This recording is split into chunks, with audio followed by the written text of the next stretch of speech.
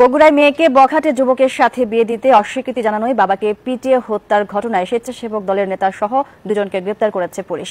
Police জানায় শাকিলের মেয়েকে প্রায় উত্ত্যক্ত করতেন জেলা স্বেচ্ছাসেবক দলের সহ সাধারণ সম্পাদক জিতু ও তার সহযোগীরা। বিয়ের প্রস্তাব দিলে তা প্রত্যাখ্যান করেন বাবা শাকিল, আর এতে ক্ষুব্ধ হয়ে শনিবার সকালে তাকে বেধড়ক মারধর করেন তারা। এরপর বিকেলে শাকিলকে বাড়ি থেকে আবারও তুলে নিয়ে যায়। পরে নদীর ধারে রক্তাক্ত অবস্থায় পাওয়া যায় তাকে। উদ্ধার করে হাসপাতালে নিলে কর্তব্যরত চিকিৎসক তাকে মৃত ঘোষণা করেন। এ ঘটনায় জড়িতদের দৃষ্টান্তমূলক শাস্তি চান পরিবার ও এলাকাবাসী। আমার মেয়ে বিয়ে করবে চাইছিলাম, আমরা তো জানি না, তাই বলে ওর বাবা যায় থাপ্পড় মারছে নাকি, তখন ওই জাউরারা আসি বাড়িতে টানে নিয়ে গেছে।